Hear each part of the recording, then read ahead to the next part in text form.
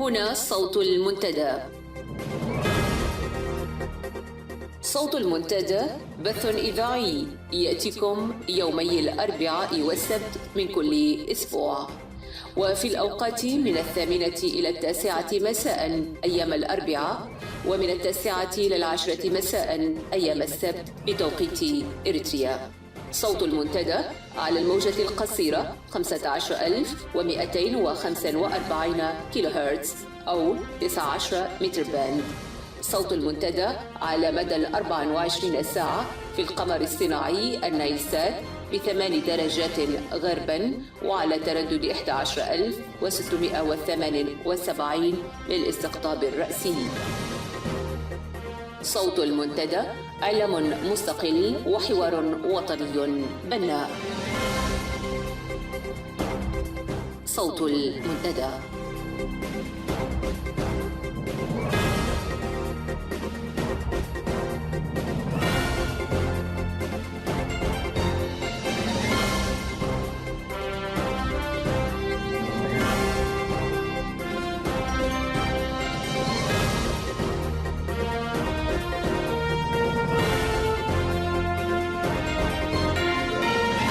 المستمعون الكرام، مساء الخير وأهلا ومرحبا بكم في ساعة منتدى السبت. نبدأ بنشرة للأخبار، ويلي بعد ذلك تعليق بعنوان في ذكرى خطوة مجموعة ال15 الإصلاحية في إريتريا بعد مرور 14 عاما. بعد ذلك نستمع أيضا إلى تعليق بعنوان يأس الدمحيط من لعب دور الأداء في نظام متهالك. تتخلل الساعة فقرات كثيرة متنوعة وغنائية. أتمنى أن تبقوا معنا وأهلا بكم.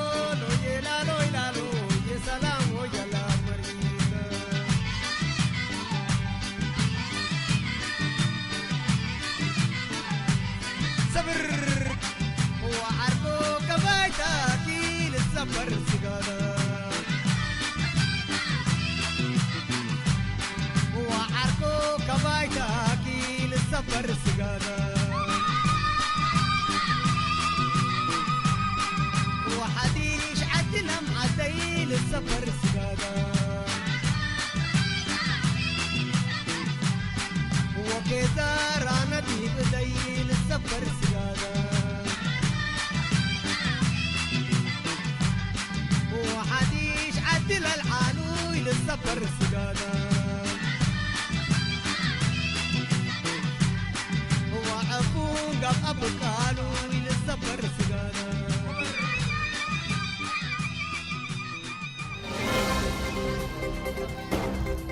صوت المنتدى.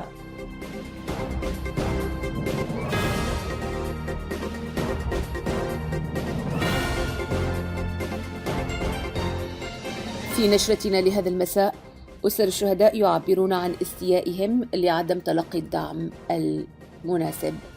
اعتقالات واسعة تحت حجة محاربة إتجار البشر. نظام أسمرة يؤكد هروب قوات الدمحيط في تعميم لعناصره. استخبارات النظام في زيارة سرية للسودان. انفجار هائل في محطة وقود في مدينة جلوج وزراولغ من أرضية على طريق فانكو. وقادة دول الاتحاد الأوروبي يختلفون على خطة يتقاسمون من خلالها 120 ألف لاجئ.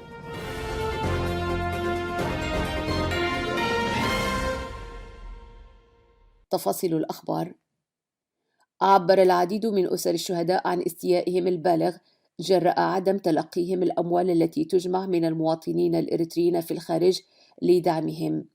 وهذه الأموال الطائلة التي تجمع تستلمها الحكومة الإريترية تحت بند خاص تشرف عليه الجبهة الشعبية للديمقراطية والعدالة. ففي هذا الصدد تشير مصادر إذاعة المنتدى أن هذه الأموال التي تجمع من المواطن الإريتري في الخارج باسم الشهداء الذين هم أنبل وأسمى بني البشر أصبحت تصل إلى جيوب أفراد محددين في السلطة يضعونها في حساباتهم الخاصة، وذلك في ظل غياب المراقبة والمحاسبة من أي جهة رسمية. هذا وقد أكدت التجارب السابقة في هذا الشأن بأن الحكومة الإريترية اعتادت الالتفاف حول مسألة أسر الشهداء عند اقتراب موعد يوم الاحتفاء بالشهيد في 20 من يونيو، واستغلال ذلك في الجوانب الدعائية وإهمال مصروف الأسر. لهذا توصي مصادر إذاعة المنتدى كل فرد يقدم أموالا باسم أسر الشهداء أن يهتم في إيصال المال المتبرع به للأسر المعنية مباشرة بهدف ضمان سلامة وصوله لأسرة الشهيد. فالجهات التي غدت تتاجر باسم الشهداء ليست الحكومة فقط، فهناك العديد من الأفراد الذين أصبح هذا شغلهم الدائم. جدير بالذكر بأن أسر أبطال التحرير وشهداء الحرية هم أكثر الفئات تضرراً من حكومة العصابة الحاكمة في أسمرة. تقوم وحدة العمليات الخاصة التابعة لوكالة الأمن والاستخبارات الإريترية منذ يوم الجمعة الماضي 18 من سبتمبر بعمليات اعتقالات واسعة شملت أشخاص عرف عنهم مشاركتهم في عمليات تهريب البشر تحت غطاء من القادة الرسميين، بلغ عددهم حتى الآن 20 شخصا معظمهم من الرشيدة. وقد امتدت هذه العمليات من إقليمي عنسبة والكاشبركة لتتوغل في العمق السوداني، حيث تم اختطاف 3 من المواطنين السودانيين قرب قرية الحفيرة بكحلية ودي الحليو. كما اختطفت مفرزة أخرى مواطن سوداني آخر بعد إجباره على ترك العربة التي يستغلها في طريقه من بلدة القرقف الحدودية إلى مدينة كسلة. وتم نقل كل المختطفين والمعتقلين إلى سجن أدارسر بإقليم بركة، حيث يتوقع المراقبون أن تتم تصفيتهم هناك، إذ أن المسؤولين الإريتريين المتهمين بالتورط في عمليات الإتجار بالبشر عمدوا إلى تصفية كل من يمكن أن يصبح شاهد إثبات ضدهم، وذلك بعد أن تأكدت جدية العدالة الدولية في ملاحقة كل الضالعين في تلك الجريمة الشنعاء. وتأتي هذه الاختطافات والاعتقالات في إطار محاولات نظام أسمرة لمحو الآثار وإخفاء الأدلة وإسكات الشهود ضد الضالعين في جرائم الإتجار بالبشر من المتنفذين وشاغلي المواقع القيادية العليا في النظام. مواصلة لتداعيات الاختراق الفادح للمنظومة الأمنية لنظام أسمرة والمتمثل في كسر قوات الحركة الديمقراطية لتحرير تيغراي والمعروفة اختصارا بالدمحيط للطوق المضروب حولها وتمكنها من الوصول إلى السودان بعد اشتباكات مع وحدات تابعة لمنطقة العمليات الغربية التي يقودها العميد تخلي كفلوم المعروف بمنجوس، قامت السلطات الإريترية باعتقال كل من الليفتنال كولونيل والدو بلاي والميجر كبدي هايلي المسؤولين عن الاستخبارات في منطقتي جبل حامد ومعلوبة في قطاع جلوج العسكري. كما اعتقلت الكولونيل كحساي حاجوس قائد استخبارات معسكر مايشيغلي لاتهامهم بالتواطؤ والتقصير في مهامهم، مما أدى إلى أن تفاجأت الوحدات الإريترية المسترخية بخطوة الدمحيط التي اعتبرت فاضحة وكاشفة للتركيبة الكرتونية لاستخبارات نظام أفورقي. سياسياً، اعترف المكتب المركزي للجبهة الشعبية للديمقراطية والعدالة في تعميم صدر يوم الجمعة 18 سبتمبر الجاري بهروب مجموعة محدودة من قوات التمحيط حسب التعميم الذي أنزل لفروع الهجداف. وذهب التعميم إلى وصف الواقعة بأنها شأن إثيوبي داخلي، حيث أن القائد مولا أسجدوم وجماعته لم يكونوا راضين عن مخرجات الاجتماع القيادي للتحالف الإثيوبي المعارض، والذي انعقد في معسكر حرينة بمنطقة بجبل حامد في مطلع سبتمبر الجاري. ونفى التعميم أن يكون للقيادة الإريترية أي صلة بخلافات المعارضة الإثيوبية، والتي أدانت خطوة التمحيط وفقا إلى ما جاء في التعميم الذي أكد أيضا مواصلة الحكومة الإريترية في دعمها للمعارضة الإثيوبية. كما أشار إلى أنه لا توجد أي نوايا أو تخطيط لإشراك المعارضة الإثيوبية في المعارك الدائرة في اليمن أو استخدامها كقوات لردع الشعب الإريتري. إلى ذلك استقبل هذا التعميم بعدد من الاستفهامات حول جدوى الإصرار على رعاية المعارضة الإثيوبية وحقيقة اللقاءات التي يقال أنها تمت بين الحكومة الإثيوبية والتمحيط منذ ما يقرب من العام، وأسئلة أخرى حول الحجم الحقيقي للضرر وعدد القتلى والجرحى في صفوف قوات الدفاع الإريترية جراء هذه العملية. وفي خبر ليس بعيد، قام وفد عسكري أمني برئاسة العقيد يوناس قائد استخبارات مراقبة الحدود بزيارة للخرطوم يوم الأحد 20 من سبتمبر الجاري للمطالبة بإرجاع الأسلحة والمعدات العسكرية التي صادرتها القوات المسلحة السودانية من قوات التمحيط، والتي وصلت إلى مثلث حمدايت في الأسبوع الماضي قادمة من إريتريا بعد اشتباكات عنيفة وملاحقة إريترية داخل الأراضي السودانية تصدت لها القوات السودانية. تأتي زيارة الوفد العسكري الإريتري بعد أن رفضت القيادة الشرقية السودانية الاستجابة للطلب الذي رأت أنه غير ملزم للجانب السوداني. وحسب مصدر قريب الصلة، فإن قائد منطقة الجربة العسكرية رد على الطلب الإريتري بأنه ليس مطالب إلا بحماية الحدود السودانية، وأن على السلطات الإريترية ضبط حدودها فقط. يذكر أن السلطات الإريترية حملت وفدها العسكري صوت لوم لما أسمته بتواطؤ سوداني تمثل في موقف قيادة منطقة الجربة العسكرية لصالح قوات الدمحيط. قامت جهات مجهولة يوم السبت الماضي بتنفيذ عمليتين منفصلتين. الأولى هي انفجار هائل في محطة وقود بمدينة جلوج أدى إلى حريق كامل للمحطة، والثانية زرع لغم أرضي على طريق فانكو تسني أسفر عن تدمير سيارة ومقتل أحد عملاء النظام. وإثر ذلك الحادث تم استنفار ما سمي بالجيش الشعبي في كل من منطقتي الحدث، كما ترتب على ذلك القيام بتشديد الإجراءات الأمنية أثناء أداء صلاة العيد في كل من مدن إقليم ما يسمى بالجاش بركة، أي إقليمي الجاش سيتيت وبركة. وصدرت أوامر بتأمين المدن والمؤسسات منذ وقوع العمليتين.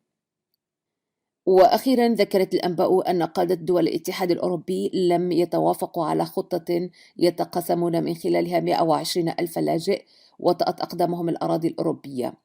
وعلى ذات السياق، كان وزراء خارجية دول الاتحاد الأوروبي قد عقدوا اجتماعا في 20 من سبتمبر الجاري في العاصمة البلجيكية بروكسل بهدف توزيع الحصص المعينة لكل دولة من اللاجئين بهدف استقبالهم. وأفصحت كل من سلوفينيا ورومانيا وبولندا عن عدم قدرتها على استقبال لاجئين جدد جراء ضعف اقتصاديتها، وإن إلزامية الاستقبال ستنعكس على ضعف الاستجابة للحاجيات الملحة والضرورية للاجئ. وتوافقا مع هذا التوضيح، تشير تقارير ميدانية لعمليات استقبال سابقة تمت في العديد من دول شرق أوروبا بأن اقتصاديات تلك الدول لم تستجيب لحاجيات اللاجئين في فترات سابقة، وهذا يؤكد بأن اقتصادها غير مؤهل لاستقبال المزيد من اللاجئين. من جهة ثانية، شدد رئيس الاتحاد الأوروبي السيد دونالد تاسك في تصريح له أدلى به في مطلع سبتمبر الجاري إلى ضرورة قبول كل دولة بالحصص الممنوحة لها من 120 ألف لاجئ الذين وصلوا إلى أوروبا إلى حين تمكننا من التغلب على مسببات اللجوء من جذورها. واستطرد قائلا: علينا بحث الحلول الجذرية لمسببات اللجوء لإيقاف الكم الهائل من البشر الذي يتدفق إلى أوروبا، لأننا كما قال سنتمكن من إيجاد حل عملي وفاعل، وإلا سيؤثر هذا السيل المتصاعد من اللاجئين سلبا على تطور أوروبا.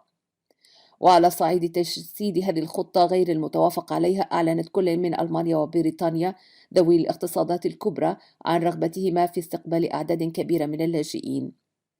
ويرغب الاتحاد الأوروبي في أن تحتذي سائر الدول الأعضاء ذات الطريقة في استقبال اللاجئين، وقد شكل هذا ضغطا على الاقتصاديات الأضعف لدول الاتحاد. يجدر الإشارة بأن هناك إحصائيات للأمم المتحدة توضح بأن قرابة 6,000 لاجئ يعبرون يوميا البحر المتوسط إلى أوروبا. وعلى صعيد متصل بمعاناة اللاجئين، أكدت وسائل إعلام فرنسا أن اللاجئين الذين يفقدون أرواحهم أثناء محاولة عبورهم الأنفاق بين فرنسا وبريطانيا في تزايد مستمر. ففي 24 من سبتمبر الجاري دهس قطار أحد الأفارقة وهو في محاولة لعبور منطقة كالي بفرنسا إلى بريطانيا عبر نفق، كما تفيد مصادر الإعلام الفرنسي احتمالية أن يكون المتوفى من إريتريا أو السودان. معلوم أن 3,000 لاجئ يتواجدون في معسكر كالي بفرنسا، من بينهم أعداد كبيرة جدا من الإريتريين. نهاية النشرة.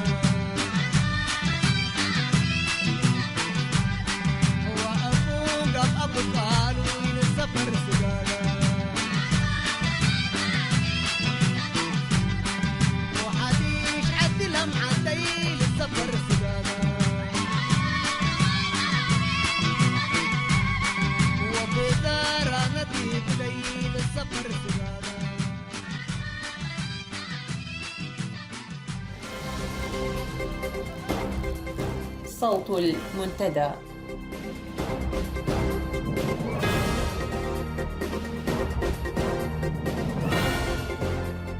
في ذكرى خطوة مجموعة 15 الإصلاحية في إريتريا بعد 14 عاماً.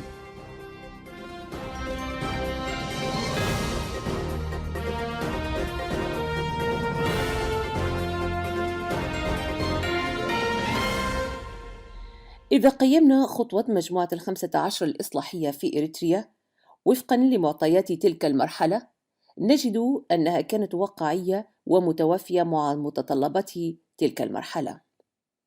فعجلة المسار الديمقراطي والتي كانت قد بدأت قبل الحرب الأخيرة مع إثيوبيا متمثلة في إنشاء مفوضية الدستور وإقراره، والذي تم تأجيل تطبيقه لاحقا بحجة الحرب، فمن الطبيعي أن تستمر عجلة هذا المسار الديمقراطي في التحرك بعدها، وهذا ما طالبت به مجموعة ال15.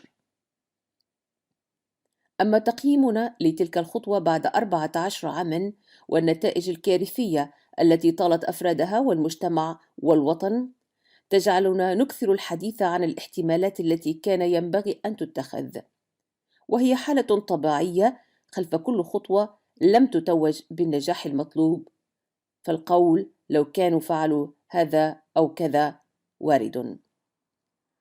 أما أبطال التاريخ فلهم خصائص متفردة، أولها ثباتهم عند التضحية من أجل الشأن العام، فلا يمكنك ملامة شهيد قاد هجومه ضمن معلومات ومعطيات كثيرة من حوله، ثم بغتته من ثغرة طلقت العدو فأصابته في المقتل. ولو كانت الأمور تقاس بهكذا كيفية لما قام عواته بثورته العظيمة ببضع أبطال أمام الإمبراطورية الإثيوبية، ولما قام الشهيد سعيد علي حجاي بخطوته الاستشهادية المشرفة. غالبية كادر تنظيم الجبهة الشعبية كان مع مطالب مجموعة ال15 الإصلاحية، لأنها كانت مطالب واقعية وقانونية متفق عليها في وثائق التنظيم والبرلمان. ولكن لماذا لم يجدوا العدد الأكبر الذي وقع معهم على مطلب عقد جلسة اجتماع المجلس الوطني؟ هذا السؤال حسب تقديري مربوط وبشكل مباشر بالمسألة الأولى والأهم، وهي أن من وقف ضد ذلك هو الثقافة التنظيمية للتنظيم نفسه. هذه الثقافة التي أمنت في السابق ضمان وحدة التنظيم من أي انشقاقات وإكمال مشروع التحرير تحت قيادة واحدة، ونقيضها هو ما مزق جبهة التحرير الإريترية. هذه هي ذات الثقافة التي استغلها رئيس التنظيم لصناعة عهدها الاستبدادي. فهذه الآلية الثقافية تخدم دائما القيادة المتحكمة. ما هي هذه الثقافة التنظيمية؟ هي تلك الثقافة التي تمنع بالمطلق أي حديث في الشأن العام خارج الأطر التنظيمية، حيث لا تسمح لأي فرد في التنظيم مناقشة أي مسألة وتكوين رأي حولها خارج القنوات والمنابر والاجتماعات والمؤتمرات الرسمية. وأصبحت هذه الثقافة راسخة في عضوية التنظيم، وأن أي تحرك بهذه الكيفية يعتبر تمرداً توجب اجتثاثه مهما كانت سلامة طرحه. وهنا يتبادر إلى الذهن: هل غابت هذه المسألة عن مجموعة ال15، خاصة وأنهم من قادة التنظيم ومؤسسيه؟ في تقديري لم تغب عنهم تلك المسألة، لهذا كان توجههم واهتمامهم بالدعوة لانعقاد المجلس الوطني البرلمان أكثر من دعوتهم لعقد اجتماع المجلس المركزي للحزب. ورغم أن رئيس الحزب هو ذاته رئيس البرلمان، والموافقة على هذا الاجتماع تأتي من خلاله، إلا أن لوائح البرلمان لا تسمح له بتمديد التأجيل لأمد غير مسمى. وفوق هذا وذاك قررت مجموعة ال15 التضحية بأرواحها مقابل مسألة الحرية للمواطن الإريتري، والتوقف عن ثقافة دع الصغير يمر من أجل سلامة الكل، فالصغير أخطاؤه وصلت لمرحلة السكوت عنها يعد خيانة وطنية.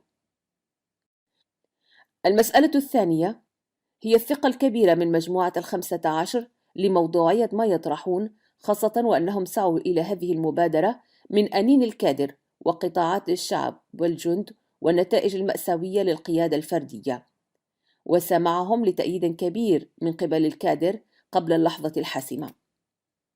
ولكن بقراءة الحدث بعد 14 عاما من حدوثه نجد أن مقولة ميكافيلي الإنسان مصلحي فردي عندما تبلغ القلوب الحناجر، لهذا نجده يقف مع من معه العصا، قد فعلت فعلها، خاصة في ظل غياب أي آلية لآليات العمل الجماعي غير تلك التي يقبض بها على المفتاح ويحركها رئيس التنظيم.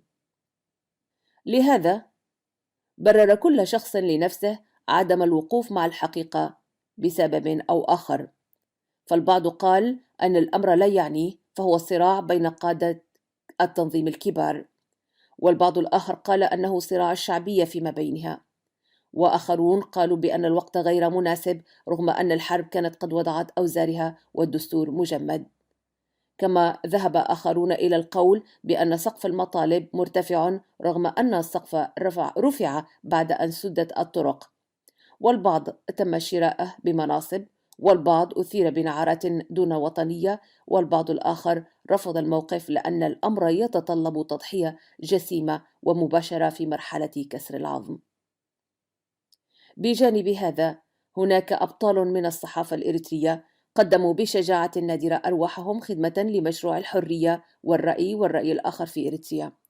هم رفقاء مجموعة ال15، فأحدهم كان القلم والآخر الورقة التي يكتب عليها القلم، تعانقا لإشعال شعلة الحرية بدمائهم وتضحياتهم، فالمجد لهم. مجموعة ال15 التصحيحية أشعلت بأجسادها شعلة التنوير وأضاءت بتضحياتها مسار الحرية. من هنا نالوا رمزية العدالة والحرية باقتدار، وتبوأوا موقعه السامي في مسار نضال من أجل الحرية بطولي وشعبي. وسبقتهم وأعقبتهم في هذا المسار قوافل من الشهداء، وحتما هذا المسار سيبلغ غايته في تأسيس مجتمع العدل والسلام والاستقرار والنماء، وسيقذف بكل رموز الاستبداد وأعوانه من الانتهازيين إلى مزبلة التاريخ. بقلم محمد علي موسى. أرحى خلو ودبات وراسي مني خزين سقام قلاسي بحر خلو نبعي لحنباسي هزبي الري كله تغالاسي بعاليت هايمانو زسمري حق ندبا قدم زنبري كيهيدو موصبو زقبري كيهيدو موصبو زقبري ساما غال سغي ساما غري الله خندو نحوى دكيري الله خندو نحوى دكيري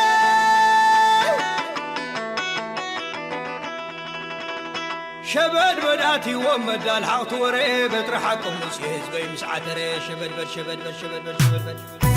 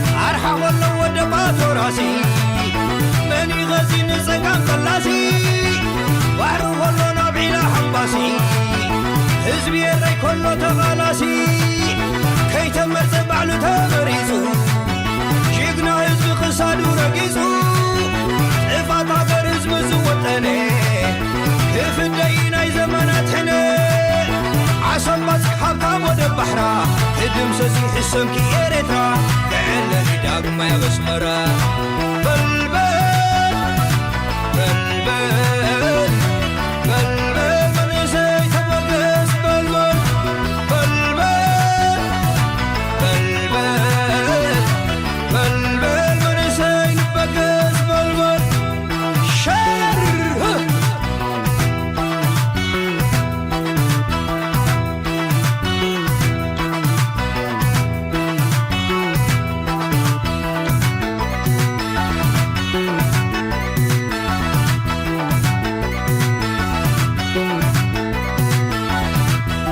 دكي بلي خول عادي تادي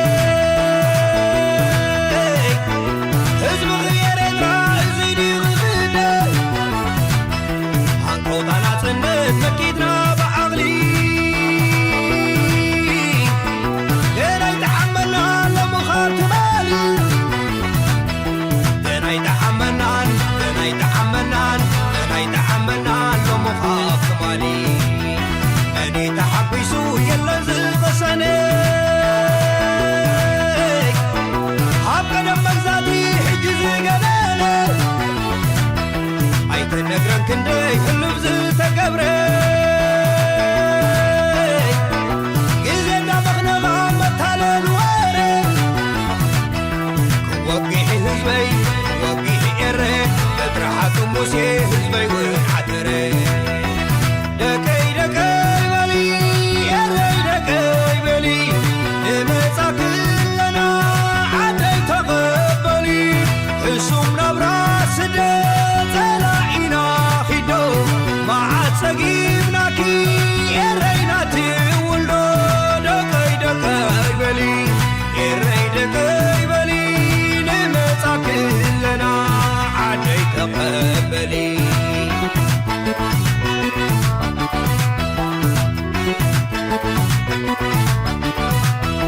أرحى خلو ودبات وراسي مني غزين سقام فلاسي بحر خلو نبعي لحباسي حزبي الري كله تقالاسي بعليت هيمانوت السمري حق الدفع قدم زنبري كي حينو مصبوغ زغبري ساما غالسو خيس ساما غري عسبات حبتام ودب بحرا هدم سوسي حسن كي إريترا كأنني داق ما يغسمرا بلبل بلبل بلبل من يسي تبقس بلبل بلبل بلبل بلبل من يسي تبقس بلبل شرر هم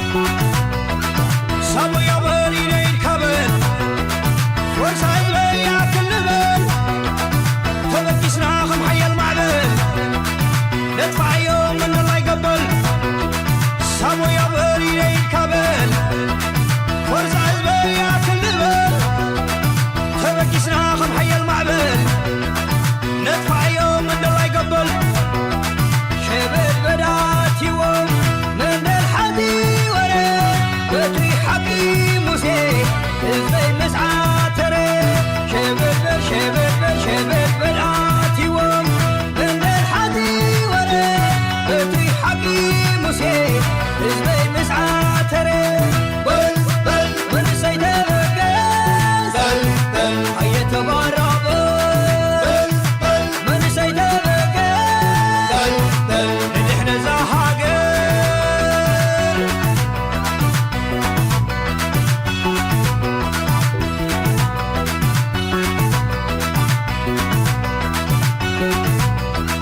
صابو يا بني ليل كامل فرصة يا كل بل فبكسنا خم حي المعبل ندفع يوم من الله يقبل صابو يا بني ليل كامل فرصة يا كل بل فبكسنا خم حي المعبل ندفع يوم من الله يقبل شبل بدات يوم من الحدي ولا بدري حقي موسى زي مسعى ترى شبل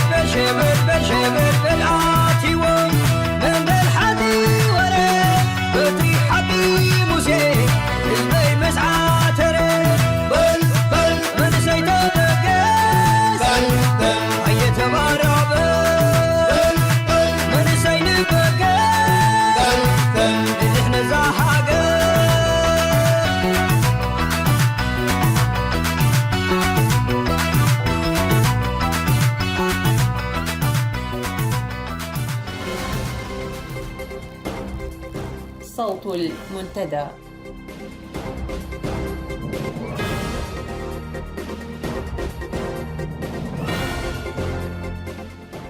يأس دمحيت من لعب دور الأداة لنظام متهالك.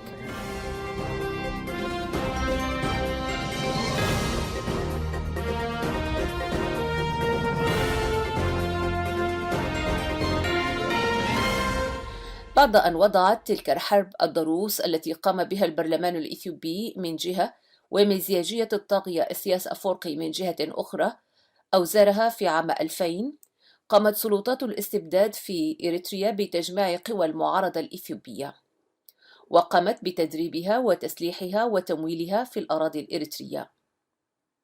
ورغم أن المعارضة الإثيوبية كانت تسعى للعمل ضمن جبهة موحدة من كل القوميات، أصرت منهجية النظام الدكتاتوري في إريتريا على إهمال الوعاء الجبهوي الجامع للمعارضة الإثيوبية المعروف بحربنيوت جنبار، وقام بتأسيس المعارضة الإثيوبية المسلحة على قاعدة تكوينات قومية منفصلة، مكونا جبهات الأورومو والأمهرة وجبهة شعب الجنوب والحركة الشعبية الديمقراطية لشعب تيغراي والمعروفة بدمحيت.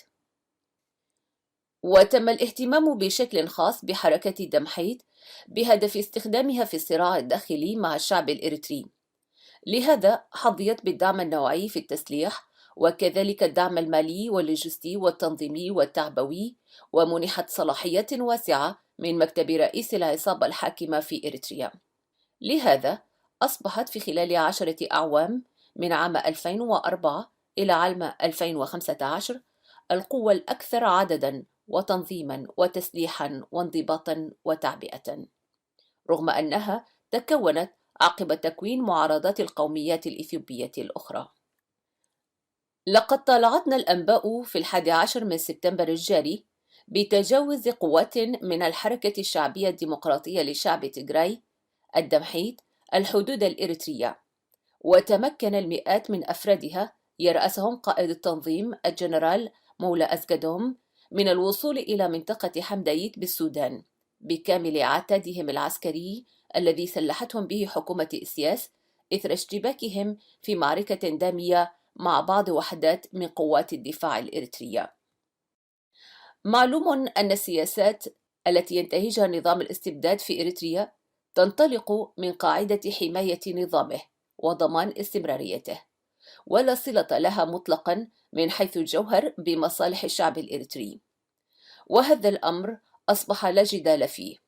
وكذلك فشل سياسات النظام في تعامله مع الشعب الإريتري ودول الجوار يعلم أمرها القاسي والداني، فكلها قمع ومؤامرات وحروب وخراب. فعقلية تسيير كل شيء والتحكم فيه طالت أيضا ومنذ القدم حركات المعارضة التي احتضنها، فمثلا رئيس الصومال السابق الشيخ شريف شيخ أحمد احتضنته حكومة أسمرة وضيقت عليه الخناق إلى أن غادرها في أول جولة محادثات أدت إلى حكومة وفاق في الصومال. وكرد فعل لهذا تم دعم حركة الشباب الصومالي لتتم محاصرة كل السياسات الانفعالية للنظام بقرار دولي على خلفية دعم الإرهاب. وتوجد أحداث مماثلة جابهتها المعارضة السودانية الدارفورية والبيجاوية والأمة والاتحادي، فبعضها تمت المقايضة به وبعضها هرب إلى منابر أخرى. السؤال الذي يطل بإلحاح هو: ماذا جرى بين دمحيت التيغراوية ونظام الطاغية في إريتريا؟ ماذا جرى بين من تمت رعايته بشكل استثنائي وبين الراعي؟ ما يدفعنا لهذا السؤال هو أن كل حماقات العصابة الجاثمة على صدر شعبنا تتم على حساب كرامة وعزة واقتصاد واستقرار ونماء الإنسان الإريتري. وهنا تتبادر إلى الذهن جملة من الأسئلة الأولية على خلفية فهمنا لعقلية العصابة الحاكمة. هل استشعرت دمحيت بأن حكومة إسياس يمكن أن تبيعها في أي صفقة مع إثيوبيا، وعليه استبقوا الحدث بأنفسهم قبل إسياس؟ أم هل اقتنعوا بأن إثيوبيا الديمقراطية لا يمكن مجابهتها بفلسفة ماو التي تم تجاوزها في موطنها الأصلي؟ وهل سلسلة من الأسئلة المشروعة. ولكن لو أرجأنا الأسئلة وعدنا قليلا لدور الحركة والتطورات التي أحاطت بها، نجد أن حكومة أسمر غدت تزج بحركة دمحيت في العديد من تفاصيل الشأن الإريتري الداخلي، بحيث تصبح دمحيت اليد اليمنى التي يضرب بها الطاغية أي تحرك إريتري داخلي محتمل، سواء من داخل قوات الدفاع الإريترية أو من قبل الشعب، كعادة كل الديكتاتوريات. وبالفعل تم توزيع قوات دمحيت في الحدود من أم حجر إلى زلمبسة بهدف مراقبة الحدود واغتيال كل إريتري يحاول عبور الحدود، كما أن بعض وحداتها تمركزت بالقرب من العاصمة أسمرة. هذا من جانب. وعلى صعيد غير منفصل عن هذا، تشاهد دمحيت بأم عينها أن معركة الحرية بين الشعب الإريتري والنظام الحاكم الأمر فيها محسوم لصالح انتصار الشعب الإريتري. فضلا عن هذا، يشاهدون في الضفة الأخرى من الحدود إثيوبيا تتطور ديمقراطيا واقتصاديا، بينما إريتريا تتقهقر بشكل كارثي متسارع في كل المجالات. بقراءة جملة هذه المعطيات التي أحاطت بالدمحيت، نجدها قد توصلت إلى قراءة واقعية حددت من خلالها ضرورة ضمان مستقبلها في إثيوبيا النامية في المسارات كافة، بدل الموت في دولة يحكمها الدكتاتور. هذا الدكتاتور الذي يلعب أخيرا ورقة معاداة تيغراي الحاكمة في إثيوبيا بآلية جديدة من خلال التحالف مع غلاة الأمهرة والتلويح بعهد جديد للمنطقة. وإذا طرحنا سؤال مفاده، هل من المتوقع من المعارضة الإريترية القيام بفعل مماثل لما قامت به الدمحيت، أي العودة إلى بلادها؟ فماذا تكون الإجابة؟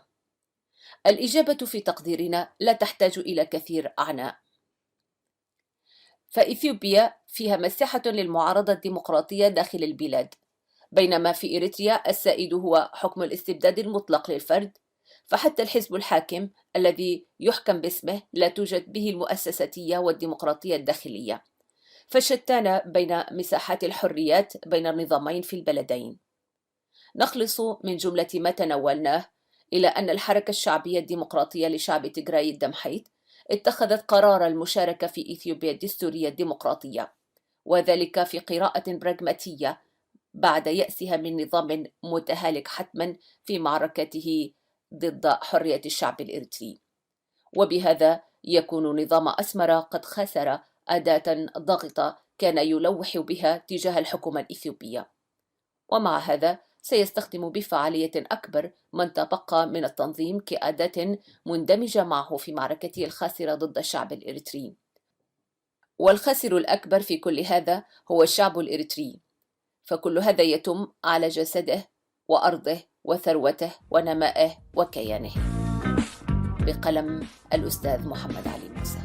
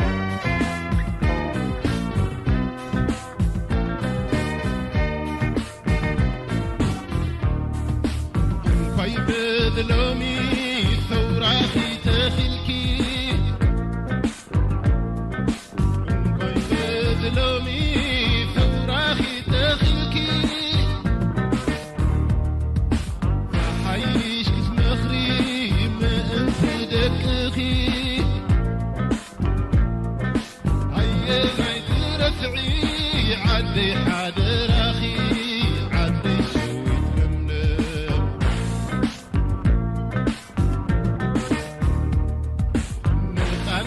نتعنت برهان يبارنت نتعنت برهان يبارنت بريتري عدي بيتهم تقومت شعبي بدمر هاقراوي كبرت عدي شويت لملم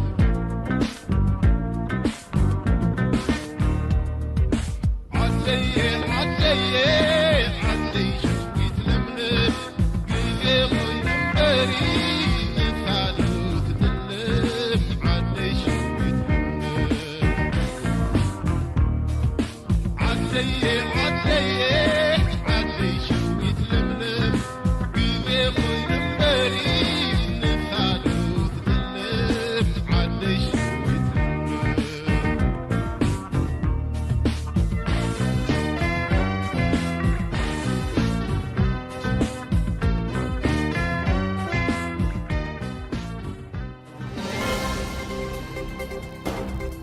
صوت المنتدى.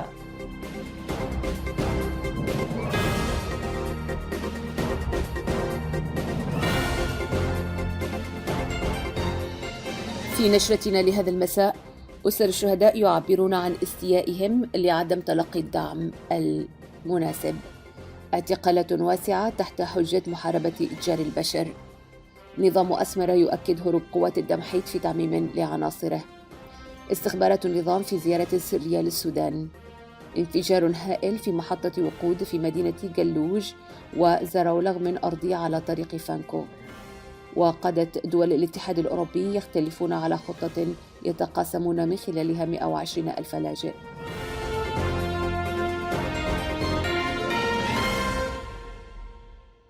تفاصيل الأخبار. عبر العديد من أسر الشهداء عن استيائهم البالغ جراء عدم تلقيهم الأموال التي تجمع من المواطنين الإريتريين في الخارج لدعمهم. وهذه الأموال الطائلة التي تجمع تستلمها الحكومة الإريترية تحت بند خاص تشرف عليه الجبهة الشعبية للديمقراطية والعدالة. ففي هذا الصدد تشير مصادر إذاعة المنتدى أن هذه الأموال التي تجمع من المواطن الإريتري في الخارج باسم الشهداء الذين هم أنبل وأسمى بني البشر أصبحت تصل إلى جيوب أفراد محددين في السلطة يضعونها في حساباتهم الخاصة، وذلك في ظل غياب المراقبة والمحاسبة من أي جهة رسمية. هذا وقد أكدت التجارب السابقة في هذا الشأن بأن الحكومة الإريترية اعتادت الالتفاف حول مسألة أسر الشهداء عند اقتراب موعد يوم الاحتفاء بالشهيد في 20 من يونيو، واستغلال ذلك في الجوانب الدعائية وإهمال مصروف الأسر. لهذا توصي مصادر إذاعة المنتدى كل فرد يقدم أموالا باسم أسر الشهداء أن يهتم في إيصال المال المتبرع به للأسر المعنية مباشرة بهدف ضمان سلامة وصوله لأسرة الشهيد. فالجهات التي غدت تتاجر باسم الشهداء ليست الحكومة فقط، فهناك العديد من الأفراد الذين أصبح هذا شغلهم الدائم. جدير بالذكر بأن أسر أبطال التحرير وشهداء الحرية هم أكثر الفئات تضرراً من حكومة العصابة الحاكمة في أسمرة. تقوم وحدة العمليات الخاصة التابعة لوكالة الأمن والاستخبارات الإريترية منذ يوم الجمعة الماضي 18 من سبتمبر بعمليات اعتقالات واسعة شملت أشخاص عرف عنهم مشاركتهم في عمليات تهريب البشر تحت غطاء من القادة الرسميين، بلغ عددهم حتى الآن 20 شخصا معظمهم من الرشيدة.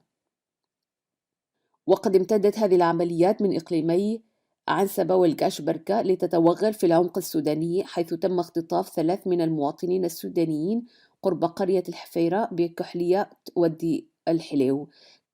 كما اختطفت مفرزة أخرى مواطن سوداني آخر بعد إجباره على ترك العربة التي يستغلها في طريقه من بلدة القرقف الحدودية إلى مدينة كسلة. وتم نقل كل المختطفين والمعتقلين إلى سجن أدار سر بإقليم بركة، حيث يتوقع المراقبون أن تتم تصفيتهم هناك. إذ أن المسؤولين الإريتريين المتهمين بالتورط في عمليات الإتجار بالبشر عمدوا إلى تصفية كل من يمكن أن يصبح شاهد إثبات ضدهم، وذلك بعد أن تأكدت جدية العدالة الدولية في ملاحقة كل الضالعين في تلك الجريمة الشنعاء. وتأتي هذه الاختطافات والاعتقالات في إطار محاولات نظام أسمرة لمحو الآثار وإخفاء الأدلة وإسكات الشهود ضد الضالعين في جرائم الإتجار بالبشر من المتنفذين وشاغلي المواقع القيادية العليا في النظام. مواصلة لتداعيات الاختراق الفادح للمنظومة الأمنية لنظام أسمرة والمتمثل في كسر قوات الحركة الديمقراطية لتحرير تيغراي والمعروفة اختصارا بالدمحيط للطوق المضروب حولها وتمكنها من الوصول إلى السودان بعد اشتباكات مع وحدات تابعة لمنطقة العمليات الغربية التي يقودها العميد تخلي كفلوم المعروف بمنجوس. قامت السلطات الإريترية باعتقال كل من الليفتنال كولونيل والدو بلاي والميجر كبدي هايلي المسؤولين عن الاستخبارات في منطقتي جبل حامد ومعلوبة في قطاع جلوج العسكري. كما اعتقلت الكولونيل كحساي حاجوس قائد استخبارات معسكر مايشيغلي لاتهامهم بالتواطؤ والتقصير في مهامهم، مما أدى إلى أن تفاجأت الوحدات الإريترية المسترخية بخطوة الدمحيط التي اعتبرت فاضحة وكاشفة للتركيبة الكرتونية لاستخبارات نظام أفورقي. سياسياً، اعترف المكتب المركزي للجبهة الشعبية للديمقراطية والعدالة في تعميم صدر يوم الجمعة 18 سبتمبر الجاري بهروب مجموعة محدودة من قوات التمحيط حسب التعميم الذي أنزل لفروع الهجداف. وذهب التعميم إلى وصف الواقعة بأنها شأن إثيوبي داخلي، حيث أن القائد مولا أسجدوم وجماعته لم يكونوا راضين عن مخرجات الاجتماع القيادي للتحالف الإثيوبي المعارض والذي انعقد في معسكر حرينة بمنطقة بجبل حامد في مطلع سبتمبر الجاري. ونفى التعميم أن يكون للقيادة الإريترية أي صلة بخلافات المعارضة الإثيوبية، والتي أدانت خطوة الدمحيط وفقا إلى ما جاء في التعميم الذي أكد أيضا مواصلة الحكومة الإريترية في دعمها للمعارضة الإثيوبية. كما أشار إلى أنه لا توجد أي نوايا أو تخطيط لإشراك المعارضة الإثيوبية في المعارك الدائرة في اليمن أو استخدامها كقوات لردع الشعب الإريتري. إلى ذلك استقبل هذا التعميم بعدد من الاستفهامات حول جدوى الإصرار على رعاية المعارضة الإثيوبية وحقيقة اللقاءات التي يقال أنها تمت بين الحكومة الإثيوبية والدمحيط منذ ما يقرب من العام، وأسئلة أخرى حول الحجم الحقيقي للضرر وعدد القتلى والجرحى في صفوف قوات الدفاع الإريترية جراء هذه العملية.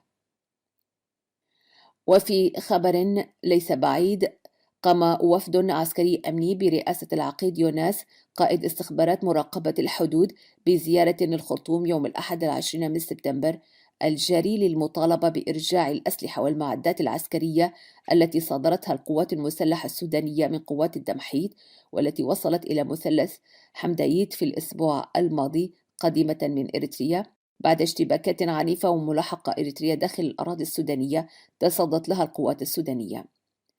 تأتي زيارة الوفد العسكري الإريتري بعد أن رفضت القيادة الشرقية السودانية الاستجابة للطلب الذي رأت أنه غير ملزم للجانب السوداني. وحسب مصدر قريب الصلة فإن قائد منطقة الجربة العسكرية رد على الطلب الإريتري بأنه ليس مطالب إلا بحماية الحدود السودانية وأن على السلطات الإريترية ضبط حدودها فقط. يذكر أن السلطات الإريترية حملت وفدها العسكري صوت لوم لما أسمته بتواطؤ سوداني تمثل في موقف قيادة منطقة الجربة العسكرية لصالح قوات الدمحيط. قامت جهات مجهولة يوم السبت الماضي بتنفيذ عمليتين منفصلتين. الأولى هي انفجار هائل في محطة وقود بمدينة جلوج أدى إلى حريق كامل للمحطة، والثانية زرع لغم أرضي على طريق فانكو تسني أسفر عن تدمير سيارة ومقتل أحد عملاء النظام.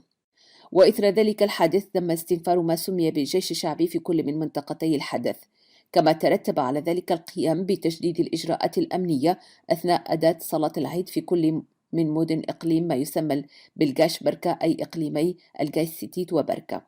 وصدرت أوامر بتأمين المدن والمؤسسات منذ وقوع العمليتين.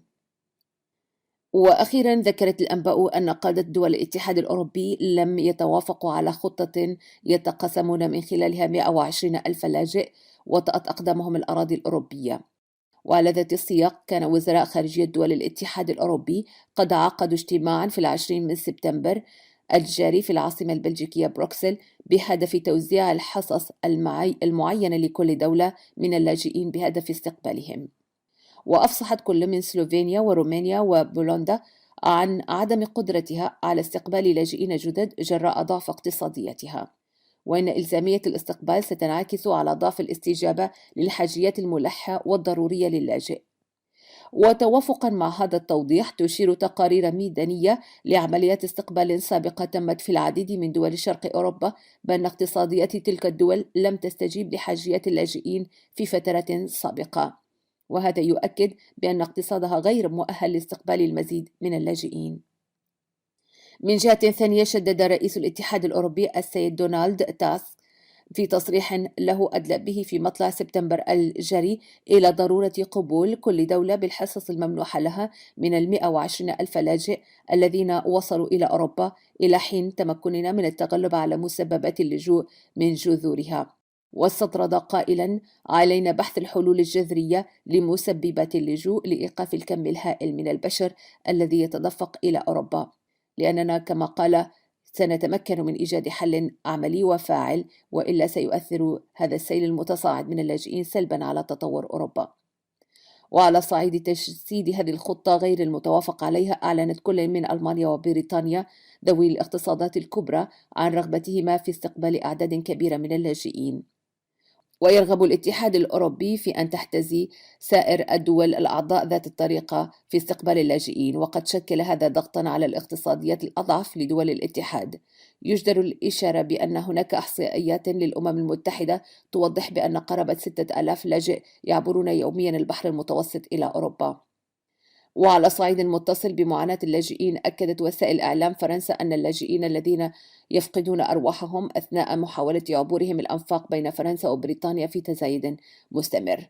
ففي 24 من سبتمبر الجاري دهس قطار أحد الأفارقة وهو في محاولة لعبور منطقة كالي بفرنسا إلى بريطانيا عبر نفق، كما تفيد مصادر الإعلام الفرنسي احتمالية أن يكون المتوفى من إريتريا أو السودان. معلوم أن 3,000 لاجئ يتواجدون في معسكر كالي بفرنسا، من بينهم أعداد كبيرة جدا من الإريتريين. صوت المنتدى. وإلى هنا نأتي إلى ختام ساعة هذا المساء أعزائي المستمعين، إلى أن نلقاكم الأسبوع القادم. لكم تحياتنا من فريق إذاعة صوت المنتدى، وإلى اللقاء.